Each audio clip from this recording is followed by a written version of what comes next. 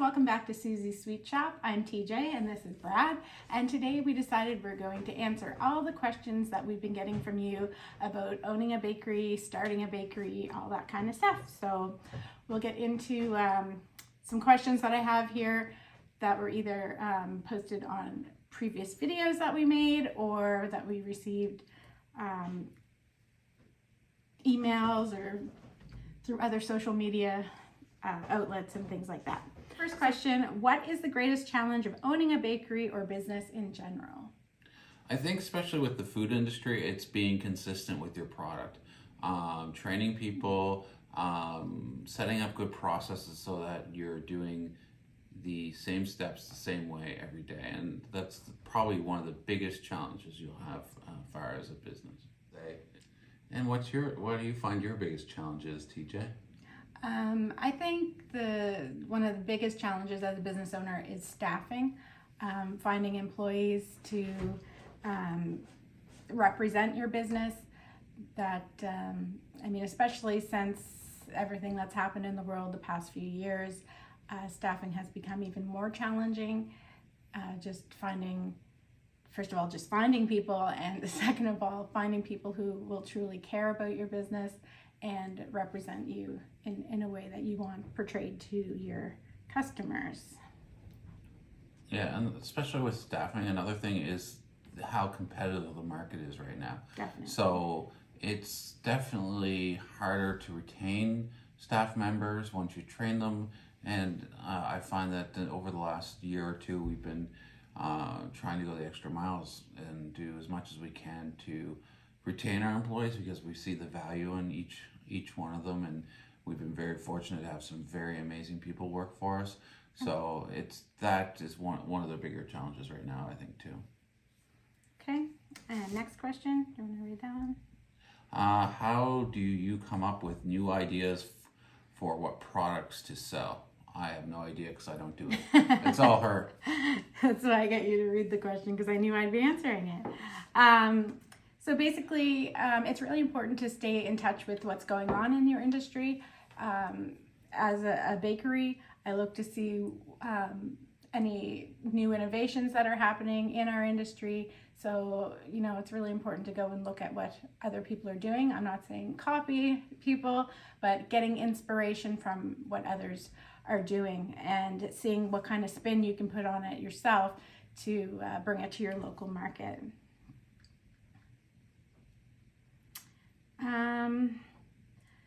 One of the questions we get a lot from our decorating videos is people ask, what are you putting on top of the cakes or cupcakes before you're frosting them? Because you'll see us going with like little pastry brushes on top of the cupcakes or cake, and people are just wondering, what is that you're putting on them? Do you want to tell them what that is? Sure. So we use simple syrup mix on top of our product to help trap the moisture and add a little bit extra moisture in the product so that it doesn't dry out as fast. Yep. And all that is basically sugar and water. Yeah, simple syrup is just an equal amount of sugar and water, and you bring it to a boil and then just let it kind of simmer for a bit until all the sugar is dissolved, and then that mixture helps keep your cake nice and moist. So we put that on all of our cupcakes and cakes just to keep them extra moist. All right. Okay, we get a lot of this kind of question in different forms or formats, but I'll just take one here that we have is, how did you get the money to open your first store? Did you use your own money, and what is the average cost? And did you make a business plan? So for us, we were both in the corporate world before starting Susie's. So we did have some of our own money that we invested into the business, but we also did take a bank loan to open our first location. Basically, we're going to do a whole other video on starting a business and what that all entails.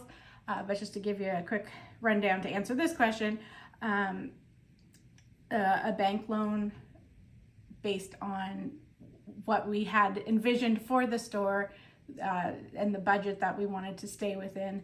So we needed to take a loan to do that. The average cost, our first store, I think we borrowed about $50,000. And then, like I said, we had some of our own money to invest as well. Our second store was more of 75, so $75 to $100,000, I'd say, for the second store. Did we make a business plan? Yes. It's very important to have a business plan. You have to know, what it is you're selling and who you're selling to. Have a strategy of how you're going to sell your product. It's just really important to have a good understanding of what the business is, because if you don't have that kind of foundation, then it's hard to know where you're taking the business. So yes, it's very important to have a business plan. It's not necessarily important to have one for financing, because it will depend on the type of loan that you're getting. If you are having to put your own collateral on the line, like your house and whatever else, you may not even need a business plan because it's based on your personal credit history. So you may not need it for that, but it's still important to have, even if it's not, what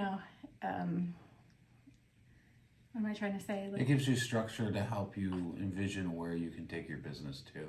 It makes you think about all the different aspects of your business in order to be able to market. But I guess I was trying to say, you don't necessarily have to have a formal business plan, but you should at least go through the exercise of trying to figure out, who is your customer, what am I going to sell, what kind of money do these people have, and what are they looking for. And we were very fortunate. There was lots of resources in our community that we were able to draw upon. TJ, when she first started, was a member of the Women in Business. Then we also had business students from the local universities reach out to us to do projects, and part of their projects we're doing aspects of our business plan. So there are, if you find the word business plan overwhelming, there are resources and different groups that helps small business get started up, and one of the things they do is focus on this business plan. And I would recommend that to anyone. Check your local universities. A lot of universities, we're lucky that where we live is a big university town, that we have a lot of programs where students have to do real life projects, or like consultation type projects with real businesses. So if you reach out to those, especially ones that have business programs, MBAs, things like that, they'll have to do those type of projects, and so they're always looking for businesses to work with. So depending on the school, they may do it for free, you may have a small fee, just depends what it is, but it's always good to have some fresh eyes on your business, to give you some ideas or that. So definitely check that as a resource. Okay, next question. Where do you get your acrylic display cases that you keep your cookies and cupcakes in? We got them from a couple different suppliers. So there's no real one answer. We've got several different kinds that we've picked up over the years. Basically what you need to do is figure out what you need to display, how big you want the display case, and then see if you can source something locally. We always try to look to see if there's display companies or supply companies locally that can do it, and then if not, then we look to try to find something online. So there's our first couple display cases that we had were custom built by a the millworking company that built all of our cabinets and stuff. So there are those types of resources around, but the ones that we currently have are prefabricated ones that we bought from online from a third-party supplier. Yeah, so basically I honestly can't remember what because what was 15 years ago no, we've bought a lot of different ones over the years, but basically if you just Google acrylic display case or acrylic bakery display case, you'll have a ton of things come up, and then you can decide based on where you're located what makes the most sense for you for shipping, and if it's US or Canadian dollars or whatever. But yeah, our first ones we had custom built. They had the back openings, and the back was open is what I'm trying to say, which we found after a while was causing product issues, as far as it was making our cupcakes dry out, or the frosting got really crusty. So we decided that we wanted to switch to enclosed cases, and that's why we switched to the acrylic ones, because they work better for that.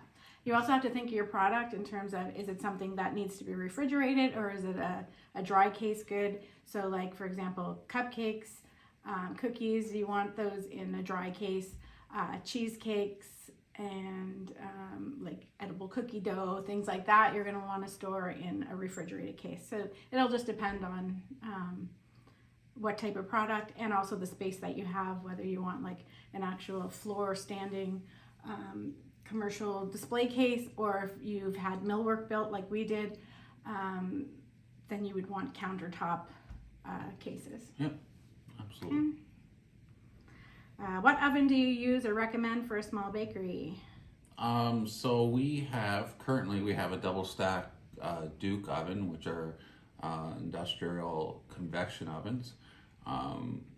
It really depends on the volume that you're looking for, and What it is that you're baking. yes, and the physical space that you have to put them in. Definitely. Our Duke ovens are about 6 feet tall when they stack on top of each other. They're roughly Taller than that.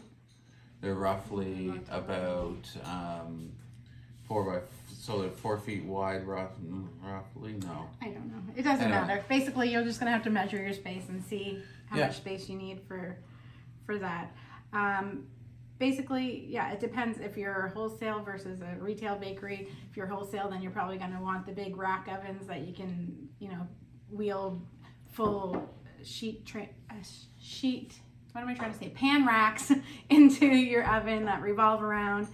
If you're a small bakery, like this question originally was, I recommend a good starter oven is just a convection oven. So a commercial convection oven.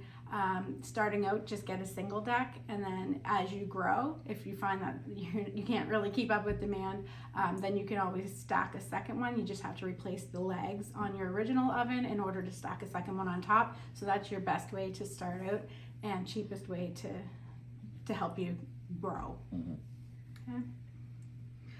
Please make a video for aspiring cake shop owners, like capital cost and process. So as I discussed a few minutes ago, we are going to make a full separate video on starting a bakery. So we'll do that, just because it's so much, I don't want to include it in this Q&A, but just know that one is coming very soon too. All right. So someone asked if how our shop held up during the pandemic, and they were a little worried because they hadn't seen any update videos from us in a little bit. We apologize, because during the pandemic we had challenges as far as both of us were working more in the shop on the day-to-day things, which didn't allow us the freedom to do more videos because we were so focused on that. Plus, also recently, I've taken on a job outside of the business, which is has pulled me away from the business. So doing videos and things like this, I'm just not as available to do that. But yeah, we're doing good. We held through. We made it through the pandemic. Yeah, we're still here. We're holding our own. We're not going anywhere anytime soon. Yeah. But yes, we've been slack on the videos, and as hopefully you've noticed recently that we've been uploading a lot more. So that you should be seeing more posts from us in the next little while. But thank you for checking on us. I appreciate that. What mixer is that? Oh yeah, so in one of the videos, it showed our mixers, and someone wanted to know what kind of mixer it was. And I looked, the video that was on, it was actually our globe mixer. So that one is our smallest mixer. That one is, I think, an 8-quart, and it's just like a countertop model. It's worked very well. We actually have 2 of them. We still have one downstairs actually in our house. In storage. It works really well. We use that for like our smaller batches, like if it's a small batch of a specialty buttercream, or we're just making a smaller amount of something. But it works really well, and it's generally cheaper than other brands, which is also what I meant to mention back when we were talking about the Duke oven. Duke has worked really well for us over the years, and it generally is cheaper than a lot of the maybe Blogs. better known Yeah. name. I won't. Yeah, let's not name other people's, but than some of the more well-known brands. But we also, as far as mixers, we also have a 20-quart Hobart, and that when we bought it, it was used, Yep. and it served us the entire, like, we're in It's a boat anchor. It's seventh, built like, yeah, like It's a what? a lot of boat anchor. What's It's that? it's so heavy. It's just like things so heavy and so I don't know what that sturdy is. and built so well. If it just something that you know. Speaking about used equipment, a lot of people overlook used equipment because they want to buy something new because they think it's going to work well. But a lot of the older restaurant equipment I find was built very, very well. Yeah. The parts were really good, like they would, and they're worth their weight in gold. And I mean, if you're familiar with the baking world, Hobart is like the name in mixers, so it has a very good reputation, and you can't go wrong if you get a Hobart. And if you can find a used one, you're golden. All right. One thing I don't recommend, though, I know I see a lot. I'm in a lot of Facebook groups that are like with other bakery owners and that. A lot of people use KitchenAids, which, I mean, KitchenAid, yes, there are professional ones, but I don't know. I find KitchenAids are too small for a lot of the stuff that you have to do, and they don't last as long. Like, people are always making posts about it breaking down and Yeah, it's, stuff like that. Like, it's not really built for so one of the commercial baking. things what inspired you guys to open your shop? It's so cute and pretty. Well, thank you. We actually answered this in one of our previous, I think it was called Bakery Business Vlog. It was either part 1 or 2. Yeah, the last time we sat down together like this, I think. Yeah. Just look back for one of our other vlogs where it has us just sitting here. But we did answer that in the first go round. Alrighty.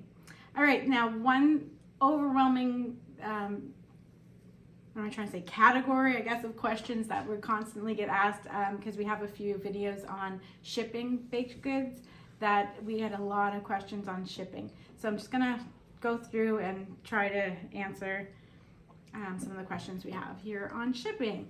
So one person asked, aren't you worried about your products getting spoiled after days at room temperature? Okay. So our goal is that we pay for a service that will be delivered in 2 days. So we structure our whole shipping options around that. So for example, if we know that we're sending it on a 2-day service, and if we're sending it on a Friday, 2 days will be Sunday, and we know they don't deliver on Sunday, we'll send our last shipments out on Wednesday, so that we know that at the latest they'll be delivered on Friday. So those are kind of the things you have to look at when you're looking at your shipping options, is kind of saying, okay, if I'm sending it overnight, I don't want to send it overnight Saturday for Sunday if the service provider I'm going to use doesn't deliver on Sunday.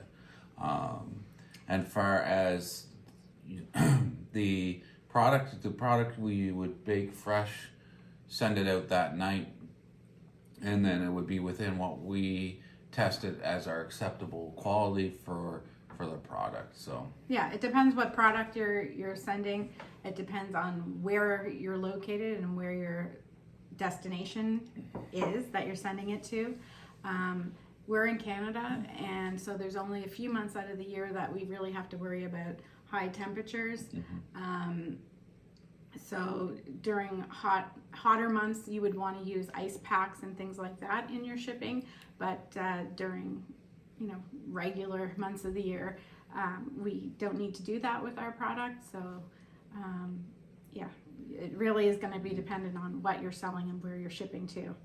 So. Yeah, and just this other note that the product that we do sell is shelf stable at room temperature for up to 3 days before you start to see the product dry out, so when the customer gets it, they still get a fresh product. Yeah. And just along the same lines of the same type of question, how do the baked goods not turn moldy? I have an order to ship that will take 10 days to arrive. Would that still be edible? I'm going to say no. Oh, you shouldn't say no. It depends on what baked good you're looking at. If you look at our shortbread cookies, yes, have a long shelf life. If you have something that has a long shelf life, then you're okay. But if you have something like a cupcake or a cake or something like that or a frozen product that needs to be cold, then you're probably going to have to look at different solutions for shipping, because 10 days probably would not be the ideal solution. If it's going to take you 10 days to ship stuff, you probably shouldn't be offering shipping, basically. Because most people aren't going to want to wait 10 days for delivery, and wouldn't want to receive a 10-day-old product either. So really, you should look at your shipping options, and for us, the most that we want to do is a 2-day shipping. And being in Canada, it's not cheap to ship in short amounts of time. It's not cheap to ship, period, in Canada, because we are such a large country. But yeah, I wouldn't recommend, if it's going to take you that long, I would not recommend that you send that to a customer. Yeah. You're just setting yourself up for trouble, I guess, is what I'm trying to say. All right. Can you ship cake pops and cakesicles that have already been decorated and packaged, and what about freezing them? I mean, cake pops would be just like how we ship cupcakes, so no, I don't see any problem in shipping those. It would be the same parameters of what we just spoke about. Just make sure that if there's warm weather, that you're including ice packs and insulating the products to keep them safe, that you're packing them well, wrapping them so that they don't get damaged. But yeah, I would recommend packaging them individually, probably in a nice cello wrap or something, or even boxes, and then making sure everything is nice and bubble wrapped with extra material to keep it nice and cushioned, and it should be fine.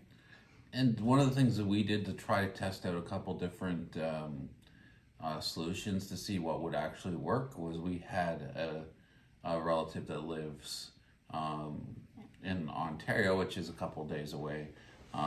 So we sent them some test packages to see what would work. So we tried freezing the cupcakes. We did before we got down to the process that we have, we sent them and basically failed a couple times, because we got them to open the package, take pictures of it, show it, see what it looked like. If the cupcakes were all over the place, can we send it that way, and things like that. So you might want to do that as well. Is just find somebody, a relative or a friend who's not in the same city, and ship it to them at your cost as your guinea pig. All right.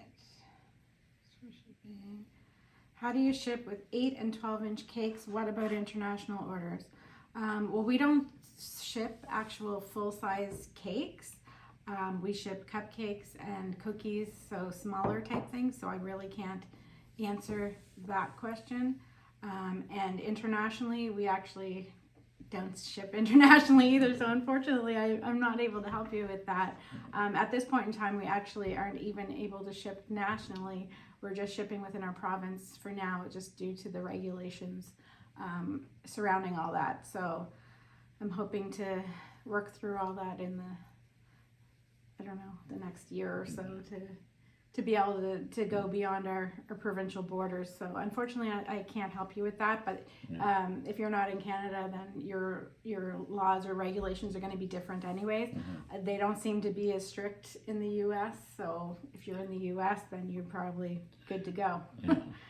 The other thing is you can reach out to some of the bigger courier companies like the FedExes of the world and the UPS. They do have departments that are set up to help small businesses with international shipping and stuff, so that might be a good spot to start. They could at least a starting point. They could at least send you to some resources or in the right direction. Okay. Then we had a lot of questions about the individual packaging that we use. So People want to know about box sizes, both the, look here. What size boxes do you ship with? The pink ones, and where do you get those containers? So if you look at our video, I think it's called Christmas in July or something like that, where we shipped out a big order. It was going to all different locations. That showed little individual like plastic containers that we put each individual cupcake in. Those ones we can just get at our local restaurant supply store, and they're usually sold as food dishes. So you'll have like a base and then a lid that goes on them, and they're just like polar or one of those type of, I think it's polar plastics. So they'll fit nicely in those. And then the box that we were putting them into, those ones were 8 by 8 by 8, Yep. which she also wanted to know how many cupcakes fit in the box. So it was 8 of those plastic containers inside the 8 by 8 by 8. So just 8s all around basically for that one. How many cupcakes? And what is the size shipping box?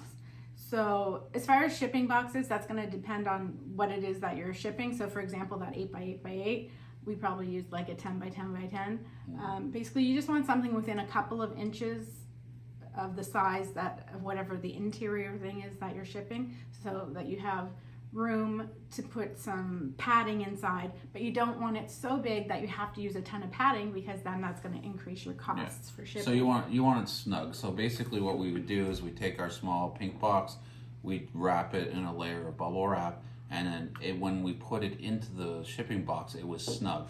So that when I took the box, I shake it left and right, and it would not slide inside the box, because if it's sliding inside the box, that's when you're going to get damaged, right? So that goes for the cupcakes on the inside of the pink box. So that's why you'll see us stuff it with tissue paper, so that those cupcakes don't jar around. And then once we fill the pink box, put the bow on it, then we'll wrap it in bubble wrap, place it in the box, and then you'll see us put packing paper on the top, because I think the boxes might have been a little bit taller than 10 inches. So there was a little bit of extra gap at the top that we just wanted to fill in, so that the pink box inside wouldn't slide up and down in the box. The way the cupcakes were made in those little dishes, the frosting came right to the very top, and it really just held that cupcake in place. If we did it our normal design, then I would probably think we would have to put some kind of toothpick or popsicle stick or something in the top just to hold it sturdy in place. Yeah, that's why we decided to, we called ours cake cups instead of cupcakes. So we basically just changed the way that we decorate the cupcakes. So we slice them in half, put some buttercream in the center, and put them back together, and then do another short swirl of buttercream on top. When our normal design is we have a large swirl on top of our cupcakes, but we knew that that would get damaged and not look as pretty when it got there. So that's why we just altered the way that we decorated it for shipping, and that seemed to help the issue. Because the person also wanted to know, does this method help if the box is turned upside down? We all know that the courier companies aren't the nicest to packages in transit. They are definitely going to get turned upside down. So if you do, like what Brad was saying, make sure that you put lots of padding and packaging so that things don't move around a lot inside, then that's definitely going to help your product to not get damaged. Yeah. Okay. And also, when you're looking at your shipping boxes, we tried to have, I think we had 3, maybe 4 sizes. Like, you don't want to have a ton of different sizes of boxes that you use. So look at the things you're going to be shipping the most. So we offered like that one size of the cupcake boxes. So we had a box that would be good for that. And then we have our little cookie totes, which we had a box that was perfect for that, or a double size of that would fit 2 or 3 in it. And then for our final one, you can get boxes that, what are they called? They basically have like these lines all on the side where you can cut it down to make it, what's it called? Adjustable height.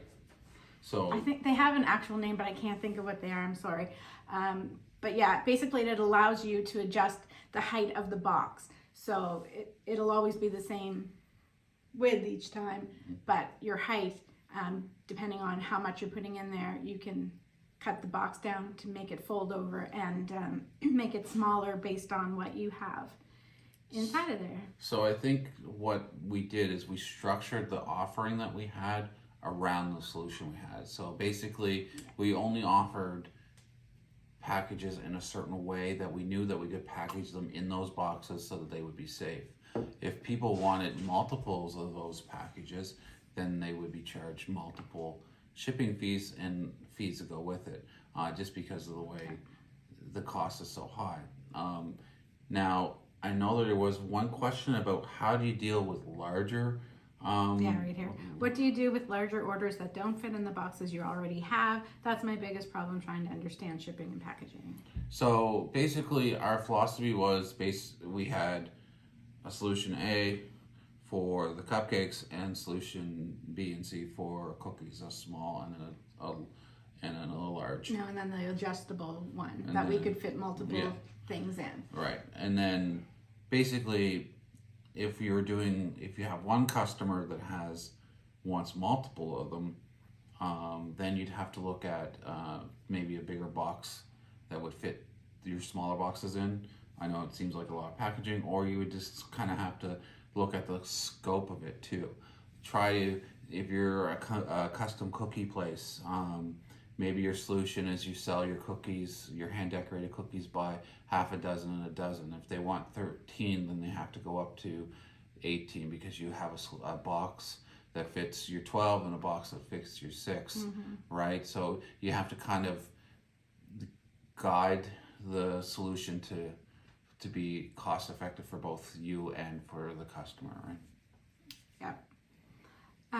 How many days does it take to get to the destination, and what do you spend on shipping?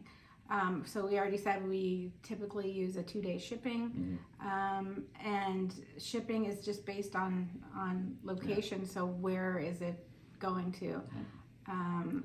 So shipping costs could be, so there's two aspects to shipping costs that people don't really think about. There's the material costs, so the boxes, the extra, like the bubble wrap, the sheets and stuff that you have to build in. So we would have X number of dollars, and then there would be the courier fee. So for example, if we send from here, say to Toronto, which is would be $12, but if we send it from here to another location, it might be $50. So that variable cost would have to be communicated back to the customer. But you also have to make sure that you're including your material costs as well, because a lot of people might look and just get the quote from the courier company saying, oh, well, it costs $15 to ship from here to there, and they just charge $15. Well, keep in mind, you still have to do all your packing material, your box, your tape, all that kind of stuff. So make sure that you're adding that in to cover your costs as well, or else you're losing money. And your labor. And your labor, extra labor, because when you are packing the stuff, it takes a little more extra time, takes a little bit more care, so you need to make sure that if you're charging your labor out accordingly, so you're getting it back. Yeah, so there's two ways that you could cover that, either just passing the cost directly on to the customer, or if you're a place that wants to include shipping in your, like you say you spend over a certain amount, you get free shipping, then you're probably going to have like you'll build that into your costs of what you're charging for the product overall. So places, for example, that specialize in online only, their prices are going to be higher if they include shipping in their prices, because they're factoring that in already. So you just have to decide which way you want to go. How do you coordinate with mail carriers, and are there fees and such? Yes. Okay. So basically, we decided, because we're a small business, we reached out to the major players like the FedExes, the UPS, and so on, that we couldn't get a very good competitive rate. So then we looked into third-party softwares that help group buy stuff. So basically what it does is that they act as one big customer, and they get a discounted rate because they deal with each of the courier people, and they get it cheaper. So we do it online, It'd be just like if you filled out on UPS or FedEx or Purelator. You go online, type in the address, place your order, get all your information, print your labels off, slap it on the box. But that was So all it'd be done. places like, I think eShipper, Yeah. is that one of them? Yeah. Yeah, so you're gonna look up places like that. So eShipper is one to check out. That's a Canadian-based one. Okay. So there are. But there'd be similar type things. Yes. What would they be called? Bulk courier purchasing. I don't know. They're basically they're group courier purchasing. So they're meant for small businesses all to sort of come together, use all the purchasing. So maybe powers. Google just like small business. Couriers or something like that, shipping suppliers or something like that, and you should be able to come up with find some companies that do that kind of stuff. And then finally, can you share the link to the gel packs and packing paper in bulk? Well, it's going to be the same thing with any packaging supplies that you're using to find a supplier that you're happy with. For us, we use Uline. And I know you can order on uline.com and .ca, so if you're in the US or Canada. So that is a good one for no matter where you are. But there are certainly lots of suppliers out there. Just do your homework and see what works best for you as far as shipping and things like that. Because you know, you may be lucky enough to have a company that offers free shipping. They don't. They don't. But I'll put the link on the video here on the screen. So that's where we get them. So that's all of the Q&As that we have for today. So just to kind of wrap up on shipping, what you want to do is if you are trying to ship something, you want to make sure that you set the parameters, so the size of your box that you're going to use and what you can fit in it, right? You're going to want to make sure that you have your packing paper, your supplies. One of the key things is making sure if it's fragile, you mark it fragile. I know there's different schools of thought on that, whether if you put fragile, it makes it more. If you want to kick it more, I don't know. Just make sure that it's clearly labeled. And then also work with the courier companies. There might be local courier companies that might be able to deliver it to local areas for you more cost effectively than FedEx or Purelator. So, for example, we use a third-party food courier system within our city, which drives directly from our place to the customer and drops it off. Versus, usually if we're going outside of our city, then we use something like UPS or FedEx through a third-party software. Anyway, good luck. If you have any other questions about shipping, fire away. Any business questions at all, please feel free, leave them below, shoot us an email, whatever.